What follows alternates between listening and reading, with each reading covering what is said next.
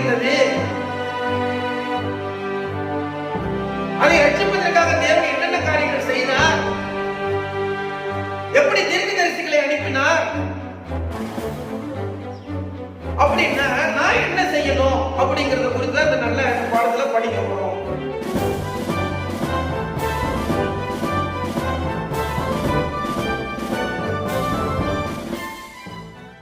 பழைய ஏற்பாட்டு காலத்துல இருந்த நம்முடைய தேவனுடைய திருச்சபை எப்படி இருந்தது? அதை ரட்சிப்பதற்காக தேவன் என்னென்ன காரியங்கள் செய்தார்? எப்படி தீர்க்கதரிசிகளை அனுப்பினார்?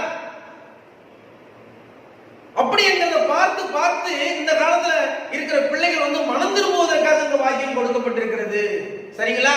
அவர்கள் தேவபக்தியின் வேஷத்தை தரித்து அதன் பலனை மறுதளிக்கிறவர்களாக இருந்திருக்கிறார்கள். எதற்காக உபவாசம் போடுகிறோங்கிறதுக்கு இல்ல, பாவ குணங்களை மாற்றிக் கொள்வதற்காக உபவாசம் போடுறதுக்காக உபவாசம் போடல. ஏதோ ஒரு உலக ஆதாயத்திற்காக என்ன செஞ்சிருக்கிறாங்க? உபவாசம் போட்டிருக்கிறாங்க. வீடு வேணுங்கிறதுக்காக உபவாசம் போட்டிருக்கிறாங்க. வயல் வேணுங்கிறதுக்காக உபவாசம் போட்டிருக்கிறாங்க. ஐஸ்வர்யமான ஆகணுங்கிறதுக்காக உபவாசம் போட்டிருக்கிறாங்க. தேவையில்லாத உலக காரியங்களுக்காக உபவாசம் போட்டிருக்காங்க. உண்மையான ஒரு சீர்திருத்தம், ஆத்ம ரட்சிப்புக்காக அவங்க என்ன செய்யல? உபவாசம் போடவில்லை. இதெல்லாம் நம்மளுடைய கடைசி காலத்தில் வாழ்ந்து கொண்டிருக்கிற நம்முடைய திருச்சபை பிள்ளைகளுக்கு நமக்கு ஒரு நல்ல பாடமாக இருக்கிறது. இந்த பாடங்களை கற்றுக்கொண்டு நாம் மனம் திரும்ப வேண்டும். சரிங்களா?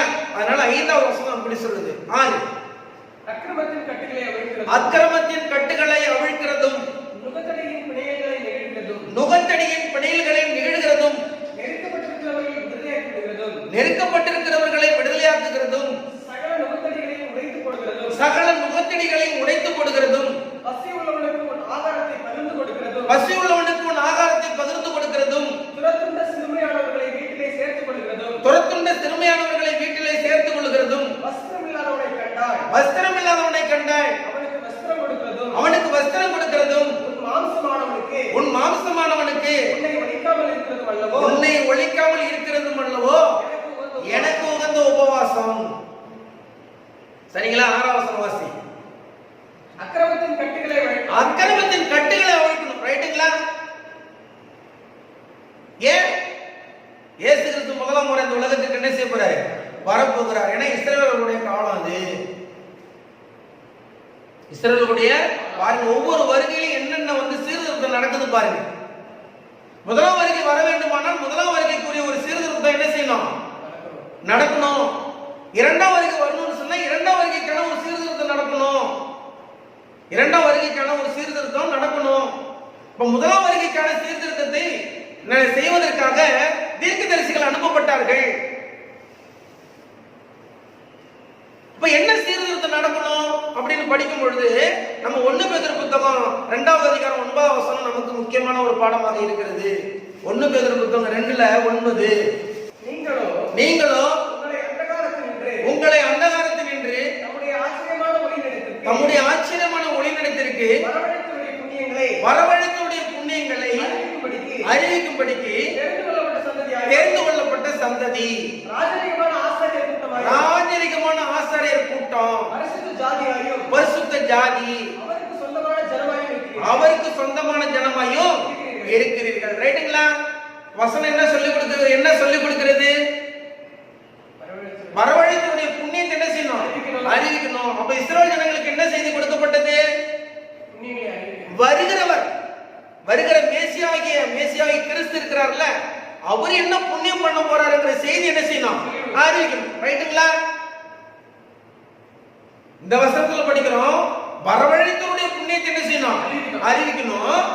அது கிபிக்கு பிறகு, கிபிக்கு முன்னாடி கிமுல என்ன நடக்கணும் அப்படின்னு கேட்டா, வருகிறவர் அவங்க யாரை எதிர்பார்த்துட்டு இருந்தாங்க? கிறிஸ்துவை, மேசியாவை எதிர்பார்த்துட்டு இருந்தாங்க. அவர் இந்த உலக மக்களுக்காக என்ன புண்ணியம் செய்ய போகிறார்? இந்த உலக மக்களுக்காக எப்படி அடிக்கப்பட போகிறார்? எப்படி ரத்தம் சிந்த போகிறார்? அவருடைய ரத்தத்தினாலே ஆதாம் காலத்திலிருந்து இருக்கிற ஒவ்வொரு பிள்ளைகளும் எப்படி ரட்சிக்கப்பட போகிறார்கள் என்ற செய்தியை அறிவிப்பதற்காக, சொல்லிக் கொடுப்பதற்காக யாரை தேர்ந்தெடுத்து வைத்திருந்தார்? இஸ்ரவேல் ஜனங்களை ஆண்டவர் தேர்ந்தெடுத்து வைத்திருந்தார். அதற்காக அவங்க உபவாசம் போட்டாங்களா? இஸ்ரவேல் ஜனங்கள் அதுக்காக உபவாசம் போட்டாங்களா? பாக்குறோமா? இல்ல. ஏன்னா வேதத்துல என்ன சொல்லியிருக்கோ அதன்படி அவங்க நடக்கல. பிதாவுடைய சித்தத்தை அவங்க நிறைவேற்றல. நான் பிதா பிதான்னு சொல்லிக்கிட்டு இருந்தாங்க. எங்களுக்கு ஒரு பிதா இருக்கிறான்னு சொல்லிக் கொண்டு இருந்தார்கள். ஆனால் பிதாவின் சித்தத்தை நிறைவேற்றாத பிள்ளைகள் அவர்கள் என்று பார்க்கிறோம். ரைட்டுங்களா? அருமையான மெசேஜ் அது. அப்ப என்ன ஆறாவது வசனம் என்ன சொல்லி கொடுக்குது நமக்கு? அக்கிரமத்தின் கட்டுகள் என்ன செய்யணும்? ஆமா, அக்கிரமத்தின் கட்டுகள். அதான் இங்க படிக்கிறோம். என்ன அக்கிரமத்தின் கட்டுகள்? பூர்வ முதல் பாழாய் கிடந்த ஸ்தலங்கள். யாரு? மனிதர்கள். மனிதர்கள்ட்ட யாருடைய அக்கிரமம் இருக்கு? சாத்தானுடைய அக்கிரமம் இருக்கு. யாருடைய குணத்தை தரிச்சுக்கிட்டாங்க? சாத்தானுடைய குணத்தை தரிச்சுக்கிட்டாங்க. யாருடைய குணம் இல்ல? தேவனுடைய குணம் இல்ல. அப்ப இந்த சபைக்கு கொடுக்கப்பட்ட வேலை என்ன? அக்கிரமத்தின் கட்டுகள் என்ன செய்யணும்? அவிழ்க்கணும். இப்ப சாத்தானுக்கு என்ன செய்யணும்? பிரிக்கணும். சபையோட வேலை என்ன? இந்த உலகத்தில் இருக்கக்கூடிய ஒவ்வொரு சகோதர சகோதரிகளையும் சாத்தானுடைய கட்டுகள்ல என்ன செய்யணும்? பிரிக்கணும். அக்கிரமத்தின் கட்டுகளை அவிழ்த்தல் நம்பர் 1. அடுத்து நம்பர் 2, நுகத்தடிகளின் பிணையல்களை. நுகத்தடினா என்ன? ஏர்மாடு. ஏர்மாட்டினுடைய கழுத்துல என்ன இருக்கணும்? என்ன இருக்கும்? நுகத்தடி இருக்கும். சரிங்களா? அது போல மனிதனுடைய கழுத்துல என்ன இருந்திருக்கு? நுகத்தடி. அப்படின்னு என்ன? பாரம், பாவம். மனிதனுடைய சிந்தையில் என்ன இருக்கு? சாத்தானுடைய பாவங்கள் இருந்திருக்கு. நுகத்தடிகளின் பிணையல்களை அதை அவிழ்த்து விடணும். சரியா? நம்பர் 2. நம்பர் 3 என்ன? என்னது? நெருக்கப்பட்டிருக்கிறவர்களை விடுதலையாக்கி விட வேண்டும். சாத்தானுடைய கட்டுக்களுக்குள்ள இருக்கிற பிள்ளைகள் என்ன செய்யணும்? விடுதலையாக்கி விட வேண்டும். அடுத்தது சகல நுகத்தடி. சாத்தானுடைய எத்தனை துன்மார்க்கமான செயல்கள் இருக்கும் ஒரு மனிதன்கிட்ட, அத்தனை நுகத்தடிகளை என்ன செய்யணும்? உடைத்து போட வேண்டும். அவனுடைய சிந்தையிலே இருக்கக்கூடாது. அவனுடைய ஆத்மாவில் அந்த பாவங்கள் இருக்கக்கூடாது. அத்தனை நுகத்தடியை உடைத்து போடணும். அவனுக்கு வேத பாடம் கொடுக்கணும். இயேசு கிறிஸ்து இந்த உலகத்திற்காக மரிக்க போகிறார் என்ற செய்தியை கொடுக்கணும். அதற்காக செய்ய வேண்டிய வழிமுறைகளை, சடங்காச்சார பிரமாணங்களை கற்றுக் கொடுக்க வேண்டும். அவர்களுக்கு வேத பாடம் கொடுக்கணும். அதுதான் அவங்களுக்கு கொடுக்கப்பட்ட வேலை. வேத பாடம் கொடுத்தாங்களா?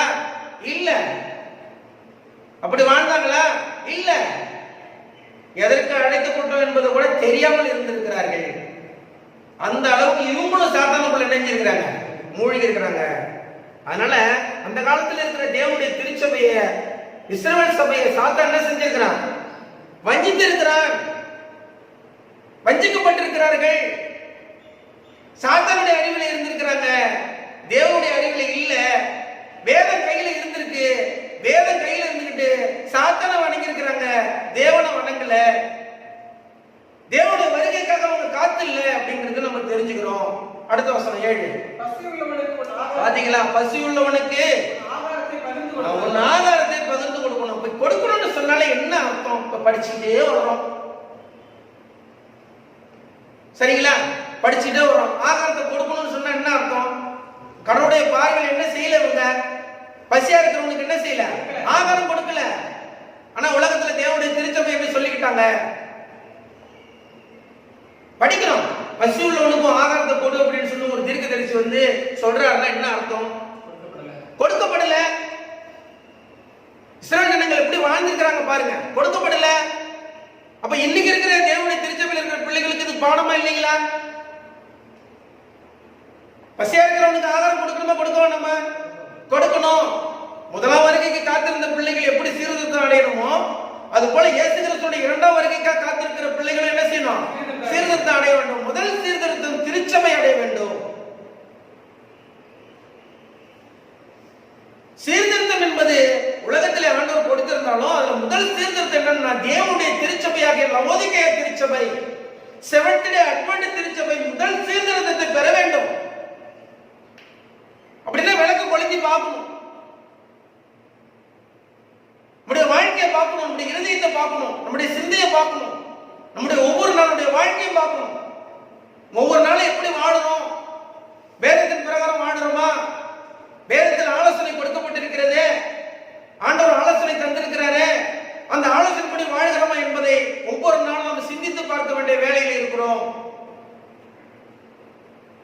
பசியா இருக்கிறவனுக்கு என்ன செய்யணும்? ஆகாரம் கொடுக்கணும். துரத்துள்ள சிறுமையானவர்களை வீட்டில் என்ன செய்யணும்? ஆமா, ரைட்டுங்களா? சேர்த்துக்கணும்னு சொன்ன என்ன அர்த்தம்? அவங்க சேர்த்துக்கல. தீர்க்கதரிசி அங்க வந்து சொல்றாரு அப்படின்னா என்ன அர்த்தம்? அந்த காலத்துல இந்த தேவனுடைய திருச்சபை பிள்ளைகள் என்ன செய்யல? ஆமா, அந்நியர்களே சிறுமைப்பட்டவர்கள் என்ன செய்யல? சேர்த்துக் கொள்ளவில்லை. சிறுமைப்பட்டவர்களை சேர்த்துக் கொள்ளவில்லை. ஜாதி இருந்தது, ஜாதி வெறி இருந்தது, உயர்வு தாழ்வு என்ற வெறி இருந்தது. இந்த காலத்தில் எப்படி இருக்கோ அது போல அந்த காலத்தில் இருந்தது. அந்த காலத்தில் எப்படி தேவனுடைய திருச்சபையில வந்து ஜாதி வெறி இருந்ததோ அதே போல இந்த காலத்திலும் தேவனுடைய திருச்சபையில ஜாதி வெறி இருக்கிறது, மத வெறி இருக்கிறது, மொழி வெறி இருக்கிறது. பாத்தீங்களா? துரத்துண்ட சிறுமையானவர்கள் என்ன சொல்லி வீட்டுல சேர்த்துக் கொள்ள வேண்டும். வஸ்திரம் இல்லாதவனை கண்டால், வஸ்திரம் இல்லாதவனை கண்டால் அவனுக்கு வஸ்திரம் கொடுக்கணும். ஏசப்பா இந்த உலகத்துல வாழ்ந்த நாட்கள்ல கற்றுக் கொடுத்த பாடங்கள் இது மிக எளிமையான பாடங்கள். சரிங்களா? மிக எளிமையான மலை பிரசங்கத்துல சொல்லிக் கொடுத்த பாடம். ஒன்றை ரெண்டு வஸ்திரம் இருந்ததுன்னா ஒன்றை என்ன செய்ய? வஸ்திரம் இல்லாதவனுக்கு ஒன்றை கொடு. வஸ்திரம் இல்லாதவனை கண்டால் அவனுக்கு என்ன செய்யணும்? வஸ்திரம் கொடுக்கணும். அப்ப கொடுத்தாங்களான்னு பார்க்கும் பொழுது இல்ல.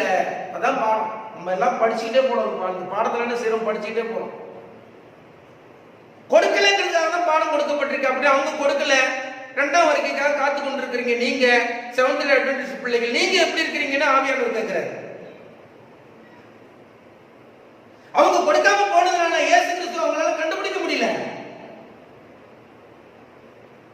இயேசு கிறிஸ்து இந்த உலகத்திற்கு வந்தது அவங்களால என்ன செய்ய முடியல? கண்டுபிடிக்க முடியல. வேதத்தின் வழியாக அவங்களை இயேசு கிறிஸ்துவை பார்க்க முடியல. மேசியா உலகத்துல பிறந்துட்டாரு, மேசியா உலகத்துல பிறந்துட்டாரு, எருசலேம் நகரத்துல பிறந்திருக்கிறாரு, பெத்லகேமில பிறந்திருக்கிறாரு. பெத்லகேமில பிறந்திருக்கிறார் என்ற செய்தி எருசலேம் நகரம் என்ன செய்யணும்? அறிந்திருக்க வேண்டும். அந்த பிறந்த நாளை அறிந்திருக்க வேண்டும். எருசலேம் நகரத்தில் இருந்த அந்த பிள்ளைகள் அந்த தேவனுடைய திருச்சபை என்ன செய்யணும்? இயேசு கிறிஸ்து பிறந்த நேர நாள் என்ன செய்யணும்? அறிந்திருக்க வேண்டும். ஆனால் அறிந்திருந்ததா என்று பார்ப்போமானால் இல்லை, அறியவில்லை. அறியவில்லை. வேதத்தை மறந்து விட்டார்கள். எங்கோ அந்த கீழ்தேசத்தில் இருந்த மேய்ப்பர்கள் அறிந்தார்கள். அவர்கள் காலக்கணக்கை வைத்திருந்தார்கள். அவர்களிடத்தில் தீர்க்க தரிசன கணக்கு இருந்தது. இந்த காலத்தில் இந்த நட்சத்திரம் தோன்றும் என்ற கணக்கு அவர்கள் வைத்திருந்தார்கள். அதை விசுவாசித்தார்கள். அதற்காக காணிக்கை வைத்திருந்தார்கள். அதற்காக உபவாசம் செய்தார்கள். அதை தேடிக்கொண்டிருந்தார்கள். அதனால அவங்க இயேசுவை பார்க்க முடியல. முதலாம் வருகையில் இயேசுவை பார்க்க முடியவில்லை. இயேசு கிறிஸ்துவை தச்ச மகன் என்றுதான் அவர்களுடைய கண்களுக்கு தெரிந்தது. இயேசு கிறிஸ்துவை மரியாளுடைய மகன் என்றுதான் அவர்களுடைய கண்களுக்கு தெரிந்தது. இயேசு கிறிஸ்து மேசியா என்று அவர்களுடைய கண்களுக்கு தெரியவில்லை. ஆனால் அவருடைய கரங்களிலே வேதம் இருந்தது என்பதை படிக்க வேண்டும். அப்படிப்பட்ட திருச்சபையை ஆண்டவர் வழிநடத்துகிறார் என்பதை படிக்க வேண்டும். அப்படிப்பட்ட மக்களுக்காக தீர்க்கதரிசிகளை ஆண்டவர் அனுப்பினார் என்று படிக்க வேண்டும். அப்படிப்பட்ட மக்களுக்காக ஊழியர்களை அனுப்பினார் என்று படிக்க வேண்டும். அப்படிப்பட்ட மக்களுக்காக சடங்காச்சார பிரமாணங்களை கொடுத்திருந்தார் என்று படிக்க வேண்டும். அவர்களுக்கு வழிமுறைகள் அறிமுகப்படுத்தப்பட்டிருந்தது என்பதை படிக்க வேண்டும். பரலோக ராஜ்யத்தினுடைய ரகசியங்கள் அவர்களுக்கு அறிமுகப்படுத்தப்பட்டிருந்தது என்பதை படிக்க வேண்டும். இந்த காலத்தில் இருக்கிற தேவனுடைய பிள்ளைகள் இயேசுவை அறியாமல் போனார்கள். சரிங்களா? அதே நிலைமை கடைசி காலத்தில் இருக்கக்கூடிய தேவனுடைய பிள்ளைகளுக்கு சம்பவித்து விடுவோமோ என்ற பயத்தோடு தான் ஆண்டவர் இந்த வசனங்களை நமக்கு கற்றுத் தருகிறார். நீ தச்சமாவன்னு சொன்ன மாதிரி இயேசு கிறிஸ்து வர்ற காலத்தை நம்ம அறியாம இருந்தோமானால் இன்னைக்கு சொல்லப்படுற காலம் போல, சரிங்களா, இயேசு கிறிஸ்துவோட ரகசிய வருகை என்று ஒரு பயங்கரமான ஒரு கூட்டம் என்ன செய்துகிட்டு இருக்கு உலகத்துல. இயேசுவை அறிந்திருக்கிறேன் என்று சொல்லி, இயேசு கிறிஸ்து ரகசியமாக இந்த உலகத்திற்கு வரப்போகிறார் என்று சொல்லி பகிரங்கமாக என்ன செய்யறாங்க, சாட்சி கொடுத்து கொண்டிருக்கிறார்கள். ஏன்னா அவர்களுடைய கரங்களிலே வேதம் இருக்கிறது. 66 புத்தகங்கள் கொடுக்கப்பட்டிருக்கிறது. ஆவியானவர் தெளிவாக இயேசு கிறிஸ்து பகிரங்கமாக இந்த உலகத்திற்கு வரப்போகிறார் என்று ஆவியானவர் தெளிவாக சொல்லியிருக்கும் பொழுது,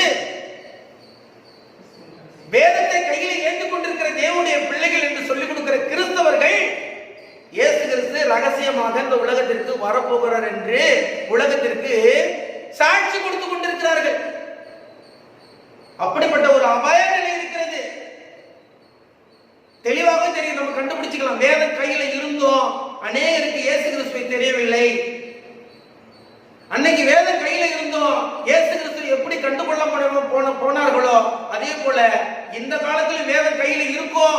ஓய்வு நாளை கை கொள்ளுவாங்க, பரிசுத்தம்னு சொல்லுவாங்க, உபவாசம் போடுவாங்க, இயேசு கிறிஸ்துடைய வருகையை சந்திக்க மாட்டாங்க. இயேசு கிறிஸ்துடைய வருகையை அவர்களால் சந்திக்க முடியாது, சந்திக்க கூடாது என்பதற்காக ஆண்டவர் அப்படி பேசுகிறாரா என்றால் இல்லை. என் பிள்ளைகள், என் மந்தைகள் என்னை சந்திக்க வேண்டும். என் மந்தை நாடுகள், நான் நன்கு பிரதான மேய்ப்பனாக இருக்கிற என்னை சந்திக்க வேண்டும்.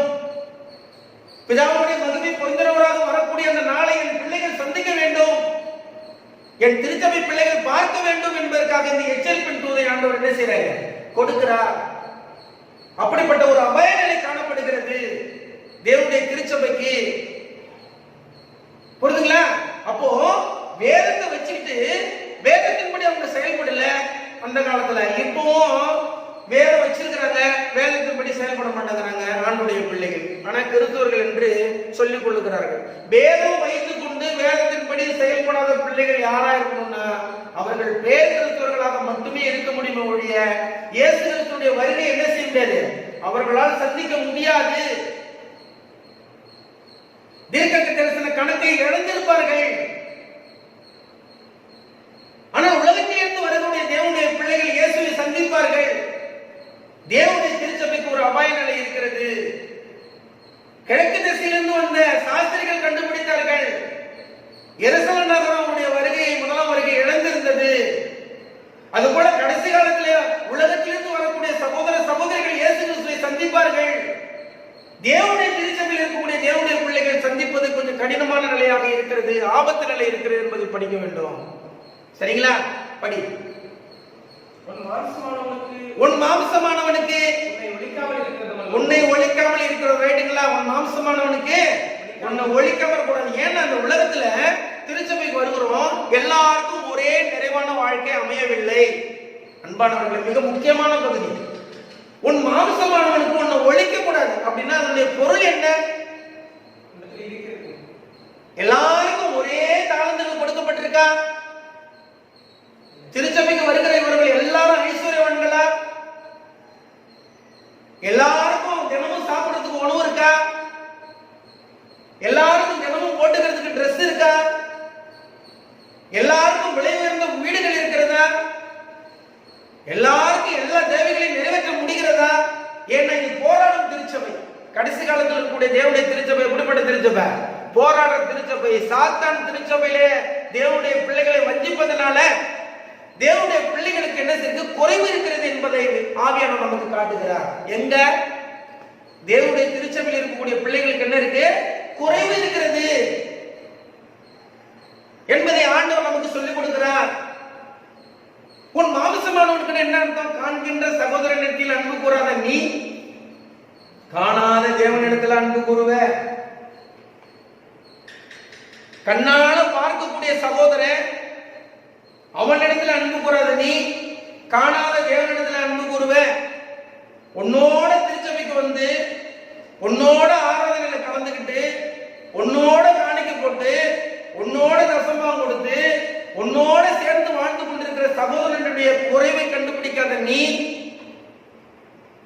நீங்களும் நானும் உலகத்தில் இருக்கும் மனிதர்களுடைய குறைவையை கண்டுபிடிச்சிருவோம். படம் புரியுதுங்களா? சபையில வரக்கூடிய சகோதர சகோதரிகளுக்கு என்ன குறைவு இருக்கிறது என்பதை கண்டுபிடிக்க முடியாத தேவ பிள்ளைகள் நான் ஊழியம் செய்யறேன்னு சொல்லிட்டு உலகத்தில் இருக்கக்கூடிய சகோதர சகோதரிகளுடைய குறைவை கண்டுபிடிக்க முடியுமா? இப்ப கடவுள் என்ன நேசிக்கிறாரு? வேதத்தை எடுத்து படிக்கிறோம். எபேசியர் புத்தகம் 5வது அதிகாரத்துல 29-30 என்ன வசனம் படிக்கிறோம்? தன் சொந்த மாமிசத்தை பகைத்தவன் ஒருவனும் இல்லையே, கர்த்தர் சபையை போஷித்து காப்பாற்றுகிறார். புரிதுங்களா? போதும். என்னது? கர்த்தர் சபையை போஷித்து காப்பாற்றுகிறார். தேவனுக்கு பிரியமானவர்களே, கடைசி காலத்தில் வாழ்ந்து கொண்டிருக்கிற தேவ பிள்ளைகளே, செவன்த் டே அட்வென்டிஸ்ட் என்று சொல்லக்கூடிய தேவ பிள்ளைகளே, லவோதிகாயம் திருச்சபையில் இருக்கக்கூடிய தேவ பிள்ளைகளே, வேதம் என்ன சொல்லுகிறதுன்னா கர்த்தர் சபையை போஷித்து காப்பாற்றுகிறார் என்ற வசனமும் இங்க ஏசாயா புத்தகத்துல சொல்லப்பட்ட 58வது அதிகாரத்துல 7வது அதிகாரத்துல சொல்லப்பட்ட வசனமும் என்ன வசனம்? உன் மாம்சமானவனுக்கு உன்னை நீ என்ன செய்யக்கூடாது? ஒழிக்க கூடாது. ரைட்டுங்களா? ரெண்டு வசனமும் ஒண்ணா இல்லைங்களா? ரெண்டு வசனமும் ஒண்ணா இல்லையா? உன் மாம்சமானவனுக்கு உன்னை என்ன செய்யக்கூடாது? ஒழிக்க கூடாது. அவனுக்கு அநேக தேவைகள் இருக்கும். ஒன்றை இருந்ததுன்னா அவனுக்கு கொடுக்கணும். மற்றவருடைய தேவைகளை சந்திக்கணும். சபையில சமத்துவம் வரணும். ஆண்டவர் அதற்காக தான் போராடுகிறார். சபையை போஷிக்கிறார். தரித்திரனா வரணுடைய குரல் பரலோகம் கேட்கப்படுகிறது. வியாதியா இருக்கிறவனுடைய குரல் பரலோகத்தில் கேட்கப்படுகிறது. ஒடுக்கப்பட்டவருடைய குரல் பரலோகத்தில் கேட்கப்படுகிறது. தாழ்த்தப்பட்டவருடைய குரல் பரலோகத்தில் கேட்கப்படுகிறது. வீடு இல்லாதவருடைய குரல் பரலோகத்தில் கேட்கப்படுகிறது. ஆனால் அவர்கள் எங்க இருக்கிறாங்க? சபையில இருக்கிறாங்க. கண்ணீர் வடிக்கிறாங்க, ஜெபிக்கிறாங்க, ஆண்டவரை தேடுறாங்க. ஆனா ஆண்டவர் என்ன செய்யறாங்க? சபையை போஷித்து காப்பாற்றுகிறார். அப்படின்னு சொன்ன எப்படி காப்பாற்றுகிறார்? சபையில் உள்ள பிள்ளைகள் ஒவ்வொருவரையும் நேசிக்கணும். உன்னிடத்தில் நீ அன்பு கூறுவது போல பிறரிடத்திலும் அன்பு கூற வேண்டும். காண்கின்ற சகோதரன் என்றால் சபை என்பது ஒரு குடும்பம். சபையில இருக்கிறவர்கள் ஒரு குடும்பத்தில் உள்ள உறவுகள். அந்த ஒரு உறவுகள் இருக்கிற குடும்பத்தில் இருக்கக்கூடிய சகோதர சகோதரிகளுடைய குறைவுகளை என்ன செய்யணும்? முதலாவது நாம் அறிந்திருக்க வேண்டும். அந்த குறைவுகள் என்ன செய்யணும்? நிறைவுபடுத்தணும். அவர்களுக்கு என்ன செய்யணும்? நன்மை செய்யணும். ஒழிக்க கூடாது. முதல் சீர்திருத்தம் சபையில நடந்ததுன்னா, சபையில முதல்ல இருக்கிற சீர்திருத்தம் யார் செய்யறாங்க? அவங்க உலகத்திலையும் செய்வாங்க. சபையில இருக்கிற குறைவுகளை யார் சரிப்படுத்துறாங்களோ அவங்களால உலகத்தில் இருக்கக்கூடிய குறைவுகளை என்ன செய்ய முடியும்? சரிப்படுத்த முடியும். சபையில் இருக்கிற குறைவுகளை சரிப்படுத்துகிற தேவனுடைய பிள்ளைகள் தேவனுடைய சித்தத்தின்படி வாழுகிறார்கள் என்றால் அவர்களிடத்தில் தூதுகள் கொடுக்கப்படும். அவர்களிடத்தில் நற்செய்தி இருக்கும். அந்த நற்செய்தி எடுத்துக்கொண்டு போகிற தேவனுடைய பிள்ளைகள் இந்த உலகத்தில் சுடர்களாக பிரகாசிப்பார்கள். அவர்கள் தான் சுடர்களாக நட்சத்திரங்களாக பிரகாசிக்க முடியும்.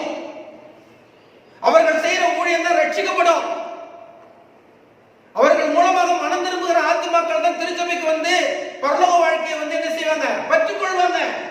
எல்லாரும் ஊழியம் செய்யலாம். எல்லாராலையும் ஊழியம் செய்ய முடியும். எல்லாரிடத்திலும் போதனை இருக்கு. எல்லாரிடத்திலும் வேதம் இருக்கிறது. எல்லாம் ஊழியம் செய்யணும்னு சொல்லிக் கொள்ளலாம். ஆனால் முதலாவது தன்னுடைய வீட்டை முதல்ல கவனிக்க கற்றுக்கொள்ள வேண்டும். சரிங்களா? முதல்ல தன்னை அப்போஸ்தலனாகிய பவுல் என்ன சொல்லியிருக்கிறார்? முதல்ல தன்னுடைய வீட்டை விசாரிக்கணும். வீடு என்று சொல்லும் பொழுது முதல்ல தன்னுடைய குடும்பத்தை நடத்த தெரியாதவனுக்கு திருச்சபை என்ன செய்யாது? நடத்த தெரியாதுங்க. பாருங்களா, பாடம் எப்படி வருது பாருங்களேன். குடும்பத்தை நடத்த தெரியாதவனுக்கு திருச்சபை என்ன செய்ய தெரியாது? நடத்த தெரியாது. அதே பாடத்தை பாருங்க, திருச்சபையை நடத்த தெரியாதவங்களுக்கு உலகத்தை என்ன செய்ய தெரியாது? நடத்த தெரியாது. தன் வீட்டில் இருக்கிற குறைவுகளையும் நிறைவுபடுத்த தெரியாது நீ உலகத்தில் இருக்கிற குறைவுகளை எப்படி நிறைவுபடுத்த முடியும்? தன்னுடைய திருச்சபையில் இருக்கக்கூடிய பிள்ளைகளையும் விசாரிக்க தெரியாது நீ உலகத்தில் இருக்கிறவங்களை எப்படி விசாரிக்க முடியும்? கடைசி காலத்தில் தீர்க்க தரிசனம் சொல்றேன்னு சொல்லிக்கிட்டு சொல்லிக் கொள்ளுகிற நாம முதலாவது நம்முடைய குடும்பத்தை திருச்சபை குடும்பத்தை சரிப்படுத்தலைன்னா மற்ற உலகத்தில் இருக்கிறவர்களை எப்படி சரிப்படுத்த முடியும்? அவங்க எப்படி நம்மளுடைய ஆவியோட இணைவாங்க? இல்லையே. அப்படி முடியாதவங்க நம்ம யாருடைய ஆவியோட போவோம்? நம்ம உலகத்துக்கு சத்தியம் சொல்றோம்னு போறோம், உலக ஆவியோட சேர்ந்துருவோம். வலுசற்பத்தின் ஆவியோடு சேர்ந்துடுவோம். தேவனுடைய ஆவி நம்ம இடத்துல இருக்காது. யார் வந்து இதை சரியா பண்ணலையோ அவர்கள்ட்ட சாத்தானுடைய ஆவி இருக்கும். அவர்களுடைய ஊழியம் பலிக்காது, அவர்கள் ஆசீர்வதிக்கப்பட மாட்டார்கள் என்பதை வேதம் தெளிவாக சொல்லுகிறது. மாம்சமானவனுக்கு ஒன்னு என்ன செய்யக்கூடாது, ஒழிக்க கூடாது. ஏன்னா அநேக தேவைகள் இருக்கிறது. தேவைகள் எல்லாம் தேவன் மனிதர்கள் மூலமாக தான் சந்திக்க வைக்கிறார். பரலோகத்துல நோக்கி கூப்பிடுறோம், ஜெபம் பண்றோம், பரலோகத்தை நோக்கி ஜெபம் பண்றோம், பரலோகத்துல என்ன பொத்துன்னு கீழே விழுது. கேட்கிறவங்களுக்கு எல்லாருக்கும் வந்து அப்படியே பெட்டகம் பெட்டகமா கட்டி கட்டி பொட்டி பொட்டியாக கீழே விழுது. அப்படியே இருக்கு இல்லையே. உன்னிடத்தில் அன்பு கூறுவது போல பிறரிடத்தில் அன்பு கூறுவாக என்ற ராஜரிக பிரமாணத்தை வைத்து தேவன் ஒரு மனிதனை ஆசீர்வதிக்கும் பொழுது அந்த ஆசீர்வாதம் பிறருக்கு என்ன செய்யப்படுகிறது, பகிர்ந்தளிக்கப்படுகிறது என்பதை படிக்கிறோம். அந்த ஆசீர்வாதம் பிறருக்கு என்ன செய்யப்படுகிறது, பகிர்ந்தளிக்கப்படுகிறது என்பதை நாம் படித்து அறிந்து கொள்ளுகிறோம். ஆகையினால தெளிவாக நம்ம படித்துக் கொள்ள வேண்டும். ரைட்டுங்களா? படிங்க அடுத்த வசனம். இதுவே எனக்கு ஆமா உபவாசம் தான் என்ன அப்படின்னு சொல்லும் பொழுது ஆண்டவருக்கு பிரியமான உபவாசம் என்ன என்பதை நாம் தெரிந்து கொண்டோம். ஆண்டவருக்கு பிரியமான உபவாசம் என்ன என்பது இந்த ஊழியம். ஆண்டவருக்கு பிரியமான உபவாசம் என்னது, ஊழியம், பரிசுத்த ஊழியம். இப்ப நம்ம படிச்சது எல்லாம் ஒவ்வொரு பரிசுத்தம். 10 பிரமாணம் பரிசுத்தம் சொன்னா 10 பிரமாணத்துக்கு உட்பட்ட சட்டங்கள் எல்லாம் என்னது, பரிசுத்தம். உன் சகோதரனுக்கு நீ ஒழிச்சுக்கிட்டீங்கன்னா, உன் சகோதரனுக்கு ஒரு தேவை இருக்கும்போது ஒன்னு ஒழிச்சுக்கிட்டீங்கன்னா அதுக்கு பேர் பரிசுத்தம் இல்லை. ஆனா நீ 10 பிரமாணத்தை கை கொள்றன்னு சொல்லலாம், பரிசுத்தம் இல்லை. ஒழிக்காம இருந்தீங்கன்னா அதுக்கு ஒரு பரிசுத்தம். பசியா இருக்கிறவனுக்கு ஆகாரம் கொடுத்தா அது ஒரு பரிசுத்தம். வஸ்திரம் இல்லாதவனுக்கு வஸ்திரம் கொடுத்தா அது ஒரு பரிசுத்தம். சாத்தானுடைய கட்டுகள் எல்லாம் தகர்த்தெறிஞ்சோம்னா அது ஒரு பரிசுத்தம். அந்நியனை சேர்த்து கொண்டோம்னா அது ஒரு பரிசுத்தம். இப்படி பரிசுத்தத்தை படிக்கும் பொழுது வேதத்துல நம்ம என்ன சொல்றோம்னா 10 பிரமாணமுடைய பரிசுத்தம் வேதம் முழுவதும் என்ன செய்திருக்கு, பரவி கிடக்கிறது என்பதை பார்க்கிறோம். ஆனா நம்ம எதை எடுத்துக்கிறோம், 10 பிரமாணம் மட்டுமே பரிசுத்தம் எடுத்துக்கிறோம். அந்த 10 பிரமாணத்துடைய கிளைகளை நம்ம விட்டு விடுகிறோம். சரிங்களா? அடுத்த வசனம் வாசி. அப்பொழுது விடியற்கால வெளிப்பை போல, பாத்தீங்களா, விடியற்கால வெளிப்பை போல உன் வெளிச்சம் எழும்பி. ரைட்டுங்களா? விடியற்கால வெளிப்பை போல உன் வெளிச்சம் எழும்பி. உன்னுக்குள்ளே ஆண்டவர் உதித்து, உன்னுக்குள்ளே ஆண்டவர் உதித்து உன் வெளிச்சம் எழும்பி உன் சுகவாழ்வு சீக்கிரத்தில் துளுக்கும். ரைட்டுங்களா? சுகவாழ்வு என்ன, நித்திய ஜீவன். சுகவாழ்வு என்ன, ஆமா, அந்த பூமியில இருந்துகிட்டு சாத்தா வாழுற உலகத்துல இருந்துகிட்டு சபையை விசாரித்து, சபையில இருக்கிற ஏழ்மையானவர்களை விசாரித்து, உலகத்தை விசாரித்து ஊழியம் செய்யும் பொழுது என்ன செய்யணும்னா சுகவாழ்வு என்ன செய்யுது, சீக்கிரத்துல துளிர்க்கிறது. இப்படிதான் நித்திய வாழ்வு ஆரம்பிக்கிறது. சாத்தா வாழுற உலகத்துல இருந்துகிட்டே நித்திய வாழ்வை நம்ம எப்படி வந்து தெரிந்து கொள்வது? புரிதுங்களா? பாடம் என்னது, சாத்தா வாழுற உலகத்துல தான் இருக்கணும். ஆனா நித்திய ஜீவன் என்ன செய்யணும், தெரிந்து கொள்ள வேண்டும். எப்படி தெரிந்து கொள்வதுன்னு ஆவியானவர் நமக்கு சொல்லி கொடுக்கிறார். உன் சுகவாழ்வு என்ன செய்யுது, சீக்கிரத்துல என்ன செய்யுது. எப்படி சீக்கிரமா துளிக்குது? பசியா இருக்கிறவனுக்கு ஆகாரம் கொடுத்துன்னு வச்சுக்க, உன் சுகவாழ்வு செய்யும், துளிர்க்கும். தாகமா இருக்கிறவனுக்கு தண்ணி கொடுத்தா என்ன செய்யும், உன் சுகவாழ்வு என்ன செய்யும், துளிர்க்கும். வஸ்திரம் இல்லாதவனுக்கு வஸ்திரம் கொடுத்தா என்ன செய்யும், உன் சுகவாழ்வு என்ன செய்யும், துளிர்க்கும். அக்கிரமத்தின் கட்டுகளை அவிழ்த்து என்ன செய்யும், உன் சுகவாழ்வு என்ன செய்யும், துளிர்க்கும். நுகத்தடிகளின் படையல்களை நிகழ்வட்டு என்ன செய்யும், உன் சுகவாழ்வு என்ன செய்யும், துளிர்க்கும். நித்திய ஜீவன் ஆரம்பிக்கும். இப்ப நித்திய ஜீவன் எப்படி ஆரம்பிக்கிறது பாருங்க. இந்த உலகத்தில் வாழ்ந்து கொண்டிருக்கிற தேவனுடைய பிள்ளைகளுக்கு திருச்சபையில நித்திய ஜீவன் எப்படி ஆரம்பிக்கிறது? அருமையான வசனம் இது, மிக முக்கியமான வசனம். விடியற் காலத்து வெளிப்பை போல உன் சுகவாழ்வு என்ன செய்யும், உன் வெளிச்சம் எழும்பி சுகவாழ்வு சீக்கிரத்தில் துளிர்த்து உன் நீதி. பாத்தீங்களா? இதாங்க ஊழியம். சபையில ஒருத்தன் நல்ல முறையில வாழ கத்துக்கிட்டா, சபையில காண்கின்ற சகோதர சகோதரியுடைய குறைவுகளை நிறைவாக்கினா, தேவனுடைய நீதி அவனிடத்துல தங்கி அந்த நீதி என்ன செய்யுமா, முன்னாடி செல்லும்னா அதுதான் நற்செய்தி. ரைட்டுங்களா? நற்செய்தி என்னன்னா உன் நீதி உனக்கு முன்னாடி என்ன செய்யணும், செல்லணும். நீ உலகத்துக்கு ஒளியா இருப்பேன்னு ஆண்டவர் சொல்றாரு. நீ உலகத்துக்கு கம்பேர் பண்ண ஆண்டவர் சொல்றாரு. உன் நீதி புறப்படுகிறது அப்படின்னா என்ன அர்த்தம்? நீ புறப்படுறதுக்கு முன்னாடியே தேவனுடைய சமூகம் புறப்பட்டு என்ன செய்யுது? போய் கொண்டிருக்கிறது. எதற்கு? ஊழியம் செய்வதற்காக. முத்தூதன் இந்த உலகத்திற்கு அறிவிக்க வேண்டுமானால் நம்ம புறப்பட்டு போறோம்னு சொன்னா நம்ம தனியா புறப்பட்டு போய் இந்த முத்தூதன் இந்த உலகத்துக்கு என்ன செய்ய முடியாது? அறிவிக்க முடியாது. நமக்கு முன்னாடி நீதி போகணும், தேவ சேனைகள் போகணும், பரலோக தூதர்கள் போகணும், நம்ம வாழ்ந்த வாழ்க்கை போகணும். நம்முடைய வாழ்ந்த வாழ்க்கை என்ன செய்யணும்? போகணும். ஒரு சிறப்பான வாழ்க்கை வாழ்ந்து காட்டணும். அப்பதான் நீதி முன்னாடி செல்லணும். ரைட்டுங்களா? உன் நீதி உனக்கு முன்னாலே செல்லும். உன் நீதி உனக்கு முன்னாலே செல்லும். கர்த்தருடைய மகிமை உன்னை பின்னாலே காக்கும். கர்த்தருடைய மகிமை உன்னை பின்னால் என்ன செய்யும்? காக்கும். பின்னால் என்ன செய்யும்? காக்கும். எந்த சேதமும் வராதபடி என்ன செய்யும்? காக்கும். படி.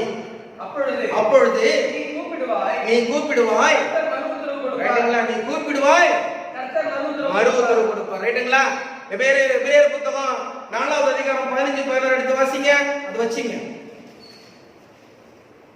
நம்முடைய பலவீனங்களை குறித்து பரிதபிக்க கூடாத பிரதான ஆசாரியர் நமக்கு இராமல் எல்லா விதத்திலும் நம்மை போல சோதிக்கப்பட்டு பாவமில்லாதவராய் இருக்கிற பிரதான ஆசாரியர் நமக்கு இருக்கிறார். ஆதலால் நாம் இரக்கத்தை பெறுவோம், ஏற்ற சமயத்தில் சகாயம் செய்யும் கிருபையை அடையவும் தைரியமாய் கிருபாசனத்திலே சேரக்கணும். ரைட்டுங்களா? இப்ப நமக்கு என்ன செய்யணும்? கடைசி கால தூத உலகத்துக்கு கொடுக்கணும். ரைட்டுங்களா? தேவனுடைய திருச்சபை கடைசி கால தூத என்ன செய்யணும்? உலகத்துக்கு கொடுக்கணும். இப்ப உலகத்துக்கு கொடுக்கணும்னு என்ன செய்யணும்? நம்மளால தனியா கொடுக்க முடியுமா? நம்ம என்ன செய்யணும்? ஜெபிக்கணும். நம்முடைய ஜெபம் என்ன செய்யணும்? பரலோகம் போகணும். எப்ப நம்முடைய ஜெபம் பரலோகம் போகும்? இந்த ஊழியம் எப்போ வந்து நிறைவேறும்? அருமையான பாடம் கொடுக்கிறார். சரிங்களா? ஏசாயா புத்தகத்துல அந்த 58வது அதிகாரத்துல அந்த வசனமும் எபிரேயர் புத்தகத்துல சொல்லப்பட்ட அந்த வசனமும் ஒண்ணு. நீ சத்தமிடுவாய், இதோ நான் இருக்கிறேன் என்று என்ன செய்வாரு? எப்ப பாத்தீங்களா? ஒரு சபையில இருக்கக்கூடிய பிள்ளைகளுடைய ஜெபம் எப்ப கேட்கப்படுது பாருங்களா? ஊழியம் செய்யணும்னா எப்ப ஜெபம் கேட்கப்படுகிறது? ஆண்டவரை கூப்பிடணும். ஆண்டவர் கூப்பிடும் பொழுது ஆண்டவர் குரல் கொடுக்கணும். அந்த ஊழியத்தை செய்யறதுக்கு குரல் கொடுக்கணும். இந்த உலகத்தில் இருக்க மக்களை ரட்சிக்கப்படணும். ரட்சிக்கிறதுக்கு நம்ம வந்து ஊழியம் செய்ய போகணும்னு சொன்னா என்னுடைய வாழ்க்கை முறை எப்படி மாற்றப்பட வேண்டும் என்பதை எங்க பாடம் சொல்லிக் கொடுக்கிறது. இப்ப எங்க இருக்கிறார் நம்முடைய ஆண்டவர்? ஆமா, பரிந்து பேசிக் கொண்டிருக்கிறார் பிதாவினுடைய மகா பரிசுத்த ஸ்தலத்துல, பரலோகத்தில் இருக்கக்கூடிய மகா பரிசுத்த ஸ்தலத்துல பிதாவுக்கு முன்னாடி என்ன செய்யறாரு? பரிந்து பேசிக் கொண்டிருக்கிறார். எதற்காக? உலகத்துல ஊழியத்தை முடிக்கணும். எந்த ஊழியம் முடிக்கணும்? முத்தூது ஊழியம் என்ன செய்யணும்? சொல்லி நிறைவேறணும். மிருகத்தின் முத்திரை உலகம் என்ன செய்யக்கூடாது?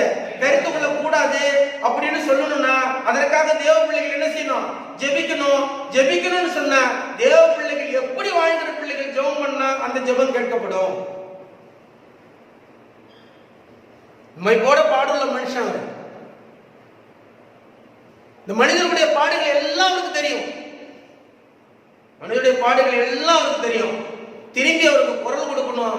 பிதாவுடைய அருள் இந்த உலகத்துக்கு கிடைக்கணும். ரைட்டுங்களா? இயேசு கிறிஸ்துவை ஜெபிக்கும் பொழுது இயேசு யாருடைய அருள் இந்த உலகத்துக்கு கொடுக்கணும்? பிதாவுடைய அருள் கொடுக்கணும். பிதாவுடைய அருளை யாருக்கு கொடுப்பாரு? யாருக்கு முன்னாடி, எந்த மனிதனுக்கு முன்னாடி போறதுக்கு முன்னாடி நீதி போய்கிட்டு இருக்கோம்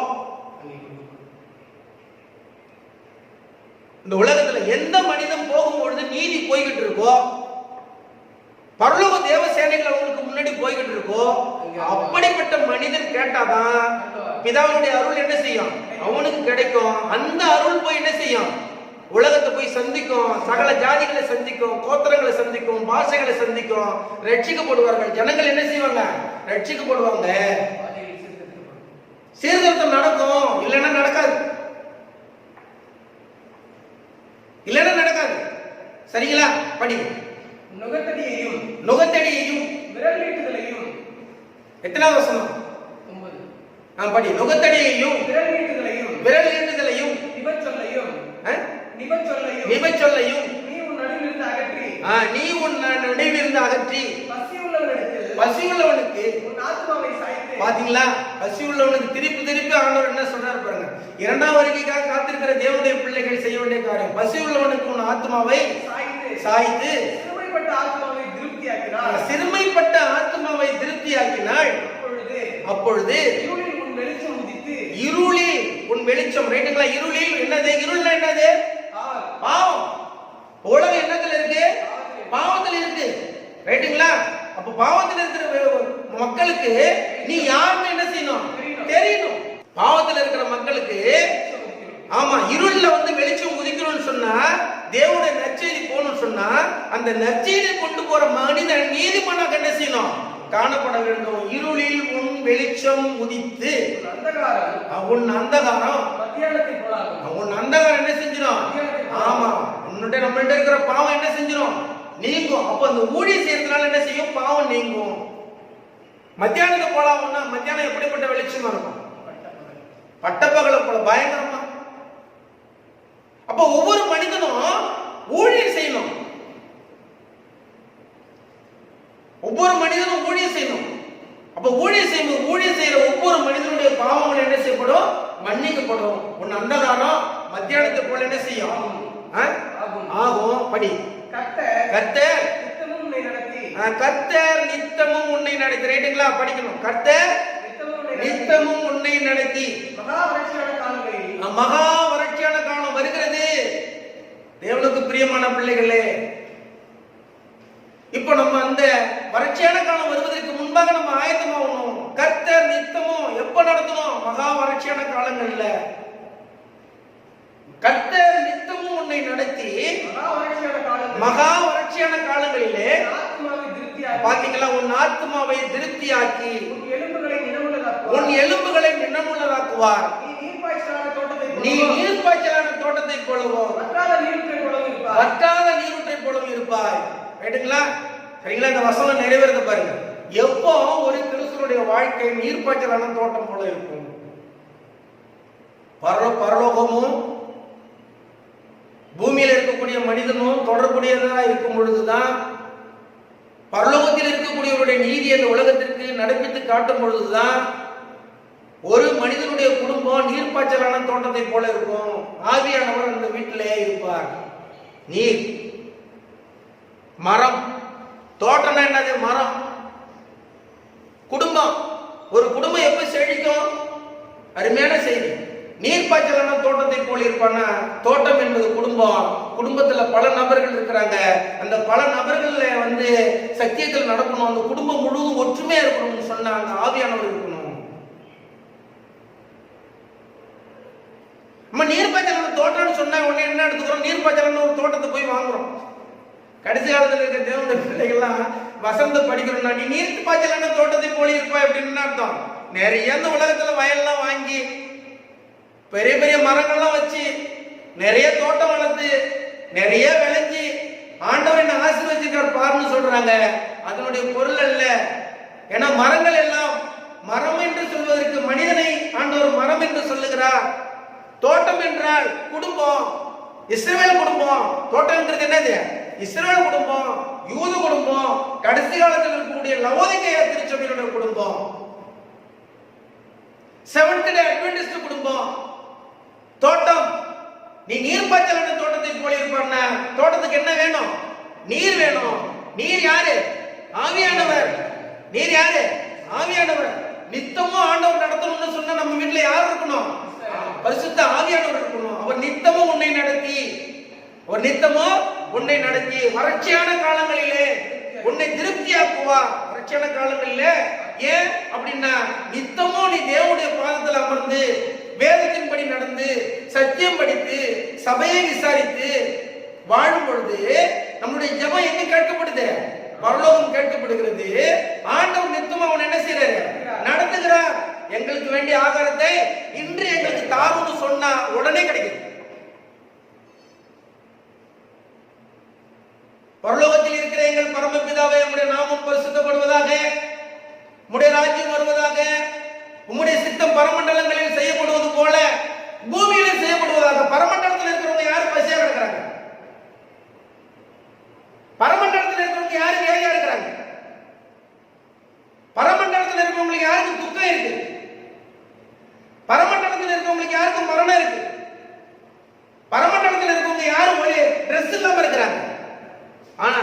கேட்கிற அந்த பரமண்டல ஜெபத்தை பத்தி படிக்கும் பொழுது உம்முடைய சித்தம் பரமண்டலத்தில் செய்யப்படுவது போல பரமண்டலத்தில் இருக்கிற தேவதூதர் சமூகத்திலே உம்முடைய மகிமையை வெளிப்படுத்துவது போல தேவதூதர் குடும்பம் சுகமாக இந்த உலகத்திலே பரமண்டலத்திலே வாழ்வது போல அப்படிப்பட்ட சித்தத்தை இந்த உலகத்திலே எங்கள் மீது நடத்தும் ஆண்டவரே. பாவம் படித்திருக்கிற இந்த உலகத்தின் மீது நடத்தும் ஆண்டவரே. எங்களுக்கு வேண்டிய ஆகாரத்தை தாரும் ஆண்டவரே. இங்க சாத்தான் இருக்கிறான், எங்களுக்கு இடைஞ்சல் கொடுக்கிறான், எங்களை பாவத்துல சிதைக்கிறான். அந்த அந்த பாவ கட்டுகளிலிருந்து எனக்கு விடுதலை வேணும்னா உங்களுடைய சித்தம் பரத்துல இருக்கிற சித்தம் இந்த பூமியில செய்யப்படணும், எனக்குள்ள செய்யப்படணும், என் குடும்பத்துக்குள்ள செய்யப்படணும், என் சபைக்குள்ள செய்யப்படணும், இந்த உலகத்துல செய்யப்படணும்னு சொல்லி கேட்கணும். அப்ப அன்றன்றைக்கு வேண்டிய ஆகாரத்தை ஆண்டவர் தருகிறார். பரமண்டல ஜெபம் அப்படிதான் நிறைவாகுது. தேவனுடைய திருச்சபை பிள்ளைகளுக்கு பரமண்டல ஜெபம் விசேஷமான ஒரு ஜெபமாக காணப்படுகிறது. மலை பிரசங்கத்திலே ஆண்டவர் அதான் உங்களுக்கு சொல்லிக் கொடுத்தார். அப்ப நித்தமும் உன்னை நடத்தி வறட்சியான காலங்களிலே இப்ப ஆபத்து காலம் வருகிறது, ஆபத்து காலத்தில் நம்முடைய குரலை கேட்கணும், நமக்கு உதவி செய்யணும், நம்ம ஊழியம் செய்யணும். நமக்கு எப்படி யார் உதவி செய்வாங்க? அப்ப எபிரேயர் புத்தகம் அங்க 4வது அதிகாரத்துல 15-16 படி போனாதான் நமக்கு உதவி கிடைக்கும். அந்த வசனம் எவ்வளவு முக்கியமானது. இந்த சத்தியத்தை எடுத்துட்டு போற தேவனுடைய பிள்ளைகளுக்கு அது எவ்வளவு முக்கியமான வசனம். நித்தமும் உன்னை நடத்துவார். சரிங்களா? அடுத்த வசனம் படி. உன்னிடத்திலிருந்து தோன்றினவர். பாத்தீங்களா? இப்ப படிக்கிறோம். முன்னாடி நடத்தின பாடத்தை கிறிஸ்துவுக்குள் பிரியமான சகோதரனே சகோதரியே அந்த 12வது வசனத்தை நம்ம திருப்பி படிக்கிறோம் பாருங்களேன். உன்னிடத்திலிருந்து தோன்றினவர். ரைட்டுங்களா? உன்னிடத்திலிருந்து தோன்றினவர்கள் யாரு? இஸ்ரவேல் கோத்திரத்திலிருந்து தோன்றவங்க, பூர்வ முதல் பாழாய் கிடந்த ஸ்தலங்கள், யூத கோத்திரத்திலிருந்து தோன்றவங்க, லவோதிகாய் திருச்சபையிலிருந்து தோன்றுகிறவர்கள், செவன்த் டே அட்வென்டிஸ்ட் திருச்சபையிலிருந்து தோன்றுகிறவர்கள். சரிங்களா? உன்னிடத்திலிருந்து தோன்றுகிறவர்கள் பூர்வ முதல் பாழாய் கிடந்த பூர்வ முதல் பாழாய் கிடந்த ஸ்தலங்களை கட்டுவார்கள். பாத்தீங்களா? ஸ்தலங்கள் என்ன செய்வாங்க? அப்ப ஸ்தலம் என்னன்னு படிச்சோம்? இடம்னு படிச்சோம்.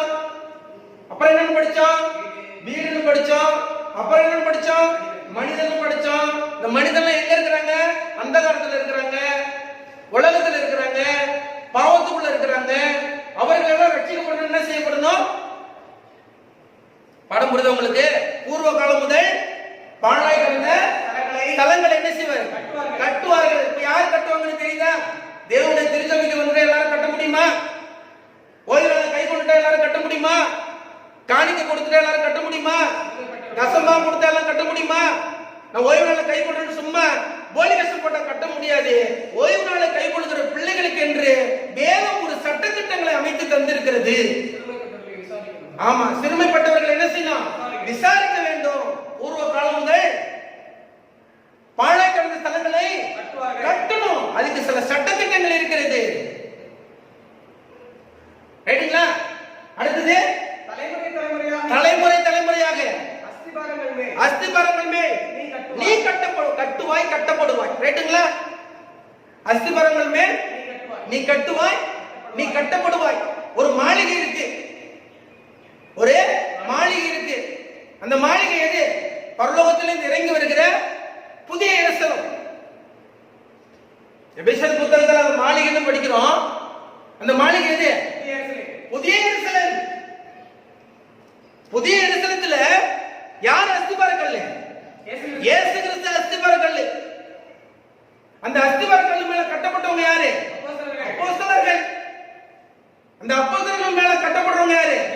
கடைசி காலத்துல முத்தூதை எடுத்து செல்கிற தீர்க்கதரிசிகள், தேவ பிள்ளைகள், தீர்க்கதரிசிகள். சரிங்களா? இயேசு கிறிஸ்து, அப்போஸ்தலர்கள், தீர்க்கதரிசிகள், தேவ பிள்ளைகள். அப்போ நீ கட்டப்படுவாய், நீ கட்டுவாய். அப்படின்னா ஊழியம் எப்ப சிறப்பா இருக்கும்? எது உண்மையான ஊழியம் இருக்கும்? நீ ஊழியம் செய்யற நபர் நீ மனம் திரும்பாம மற்றவங்களை எப்படி மனம் திரும்ப முடியும்? உனக்கு நீயே போதிக்காம நீ எப்படி மற்றவங்களுக்கு போதிக்க முடியும்? உன்னிடத்துல பரிசுத்தம் இல்லாம எப்படி மற்றவங்களுக்கு பரிசுத்தம் வரும்? உன்கிட்ட இருள் இருக்கும்போது மற்றவங்களுக்கு எப்படி நீ வெளிச்சம் கொடுக்க முடியும்? வேதத்தை நம்ம படிக்கிறோம், எப்படி வெளிச்சம் கொடுக்க முடியும்? அன்பான தேவனுக்கு பிரியமானவர்களே, சரிங்களா? தலைமுறை தலைமுறையாய் இருக்கும் அஸ்திபாரங்கள் மேல் அஸ்திபாரங்கள் மேல் நீ கட்டுவாய் என்பது என்னது? புதிய எருசலேம். என்னது? புதிய எருசலேம். மாளிகைங்கிறது என்னது? புதிய எருசலேம். சொல்லிக்கிற புதிய எருசலேம். அந்த புதிய எருசலேத்துல வந்து நம்ம வந்து நித்திய காலமாக புதிய வானம் புதிய பூமியில நம்ம வந்து வாழணும் அப்படின்னு சொன்னா, புதிய எருசலேம் அந்த பூமியில இறங்குதுன்னு சொன்னா, அந்த புதிய எருசலேத்துக்குள்ள நம்ம இருக்கணும் அப்படின்னு சொன்னா, செவன்த் டே அட்வென்டிஸ்ட் பிள்ளைகள் செய்ய வேண்டிய காரியங்கள் என்ன? நீ போகும்பொழுது அவருடைய நீதி உனக்கு முன்னாடி என்ன செய்யணும்? போக வேண்டும். அப்படி போகலன்னு சொன்னா அந்த ஊழிய சிறப்பா இருக்காது. நீங்க 1000 பேர் ரட்சிப்புக்குள்ள கொண்டு வந்திருக்கலாம், உன் சபையில கோடி பேர் இருக்கலாம், லட்சம் பேர் இருக்கலாம், ஆனா விழுந்தவங்களா தான் இருப்பாங்க. நீதிமன்றங்களாக காண முடியாது. இந்த சட்டத்திட்டங்களுக்கு உட்பட்ட பிள்ளைகள் தான் நீதிமன்றங்களாக காணுவாங்க. அடுத்த வசனம் முடியும். திறப்பானதை அடைக்கிறவன் என்றும் பாத்தீங்களா? திறப்பானதை அடைக்கிறவன் என்றும் நான் எல்லாம் விளக்கம் கொடுத்தாச்சு. திறப்பானதை அடைக்கிறதுல என்ன? சாத்தானுடைய ஆமா, சாத்தானுடைய ஆலோசனைகளை என்ன செய்யலாம்? அடைத்து போட வேண்டும். ஆமா, அவர்கள் வெறுக்கும்படி இயேசுனுடைய ஆலோசனை கேட்கும்படி செய்கிற தேவனுடைய பிள்ளைகள் அடைக்கிறவர்கள் என்றும், குடியிருக்கும்படி பாதைகளை திருத்துகிறவன் என்றும் குடியிருக்கும்படி பாதைகளை திருத்துகிறவர்கள் என்றும் நீ பெயர் பெறுவாய். நீ என்ன செய்வ? பெயர் பெறுவாய். சரிங்களா? அருமையான ஒரு பாடத்தை நமக்கு கற்று தந்திருக்கிறார். அன்பான தேவனுக்குள் பிரியமானவர்களே, முதலாம் வருகைக்கு காத்துக் கொண்டிருந்த இஸ்ரவேல் சபை, முதலாம் வருகைக்கு காத்துக் கொண்டிருந்த யூத சபை, ஆண்டவராக இயேசு கிறிஸ்துவை மேசியாவை காண முடியாதது போல கடைசி காலத்தில் கூட தேவனுடைய திருச்சபை பிள்ளைகளுக்கும் அப்படிப்பட்ட ஒரு அபாய நிலை இருக்கிறது. வேதத்தின்படி பார்த்து வாழ்ந்தோமானால் ஆண்டவராக இயேசு கிறிஸ்துவை நாம் கண்டுகொள்ளலாம். இயேசு கிறிஸ்துவை முகமுகமாக பார்க்கலாம். இயேசு கிறிஸ்துடைய ராஜ்யத்தில் நம்ம நித்தியமாக இருக்கலாம். மாளிகையிலே நாம் வாழலாம். அதற்கு அஸ்திபாரங்களாகிய மூளைகள் ஆண்டவராக இயேசு கிறிஸ்துவாக இருக்கிறார் என்பதை நாம் புரிந்து கொண்டு ஆண்டவராக இயேசு கிறிஸ்துடைய 2ஆம் வருகைக்காக நாம் ஆயத்தமாவோம். இதை குறித்து அடுத்த செய்தியில் நம்ம தொடர்ந்து படிப்போம். ஏன்னா கடைசி காலத்துல தேவனுடைய திருச்சபை என்பது புதுப்பிக்கப்பட வேண்டும். தேவ ஊழியர்கள் பரிசுத்தவான்களாக உலகத்திற்கு புறப்பட்டு செல்ல வேண்டும். பணத்திற்காகவும் காசுக்காகவும் பொருளுக்காகவும் உலகத்திற்காகவும் வருகிற ஊழியர்கள் இந்த ஊழியத்தை நிறைவேற்ற முடியாது. வேத சத்தியத்தின்படி இருக்கிற பிள்ளைகள் தான் இந்த ஊழியத்தை நிறைவேற்ற முடியும். ஆகையினாலே இதை புரிந்து கொண்டு இதை படிக்கிற நம்முடைய சகோதர சகோதரிகள் இந்த சத்தியம் உண்மை என்று நம்ம நம்புவோம். ஆனால் இந்த சத்தியத்தின்படி நம்முடைய வாழ்க்கையை மாற்றிக்கொண்டு ஆண்டுடைய வருகைக்காக நம்ம என்ன செய்வோம்? ஆயத்தப்படுவோம். சரிங்களா? மிக முக்கியமான பகுதி இது. இந்த பகுதியின்படி நம்ம என்ன செய்யணும்? ஊழியம் செய்ய வேண்டும் என்பதை படித்துக் கொண்டு தொடர்ந்து செய்திக்காக காத்திருங்கள். தொடர்ந்து இந்த செய்திக்காக ஜெபம் செய்யுங்கள். மிகவும் பலவீனமாக காணப்படுகிறேன், எனக்காக ஜெபம் பண்ணுங்க. இந்த ஊழியத்தை செய்வதற்காக எனக்கு ஒத்துழைப்பு கொடுக்கிறேன். திருச்சபை பிள்ளைகளுக்காக என்ன செய்யுங்க? ஜெபம் பண்ணுங்க. உங்களுக்காக நான் என்ன செய்யறேன்? ஜெபம் பண்றேன். உங்களுக்கு ஏதாவது கேள்விகள் இருந்தா கேள்வி கேளுங்க. சரிங்களா? கமெண்ட் பாக்ஸ்ல கேளுங்க. அதற்கான பதிலை உங்களுக்கு தெரிவிக்கிறோம்.